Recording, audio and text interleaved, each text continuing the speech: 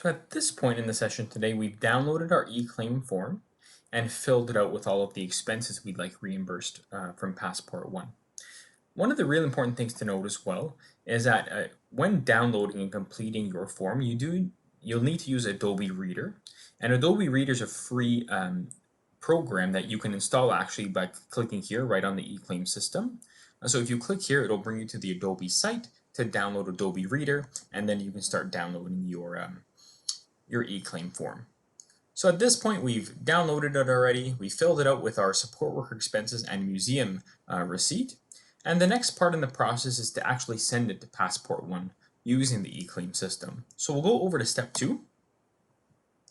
And when we're ready, we'll click Upload eClaim PDF to send our PDF to Passport One. And we'll select eClaim, and it'll have the client code beside it, because that's what I saved it as earlier today. And it'll bring us here. It's going to take about 5 or 10 seconds to upload successfully, and this is what we'll see. Once we've uploaded our eClaim form, again, you may know it as your purchase of service invoice form, but when you're using this system, it's just referred to as the eClaim form. We'll see here the claim ID, the client name and client code, and the amount that we're submitting for shows up here. Again, 5 or 10 seconds after upload, we'll see that the eClaim PDF file is uploaded successfully. So that's great. That's our first step here. Now the next step is to upload receipts and invoices to the eClaim. So again, we had a support worker invoice as well as a museum receipt. So we'll need to attach the museum receipt here. And I'll do that by clicking this green button here, which is to add a new supporting file. I've saved it as a museum receipt, so that's what I'll click here. And in just a second, you'll see that the eClaim receipt or invoice upload is completed. And down here, you'll see I saved it as a museum receipt, as a PDF, and it'll tell me that the eClaim receipt file was successfully added. So when I want to move on, I'll click Close here, and attach as many receipts or invoices that I have to. In this case, it's just the one. What's really important to note here as well, that if you're only submitting for support worker hours during the temporary expansion to the guidelines for COVID, what we're asking you to do at this step, because you'll need to attach at least one thing, is to attach page 2 of your purchase of service invoice form with the support worker's name. Again, during COVID and the temporary expansion to the guidelines, support worker signatures are not required at this point.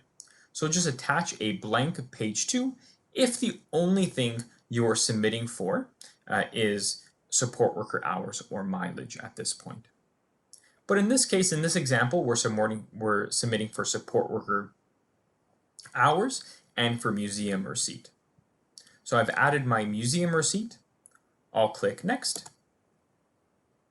And it'll give me a confirmation message letting me know that when I click Submit here, all of the required invoices and receipts have been attached, and that once you submit it to Passport One, you can't make edits or revise the invoice. So we've done everything properly here though. We've uploaded our eClaim PDF form, we've uploaded receipts and invoice in the case of the museum receipt, and now I'm ready to click Submit. So let's click Submit. Again, this process can take about 5 or 10 seconds. You'll get 2 messages here. One, that your eClaim was successfully submitted, and second, that your receipts were successfully attached to the submission. So let's give it a few seconds here before we move on.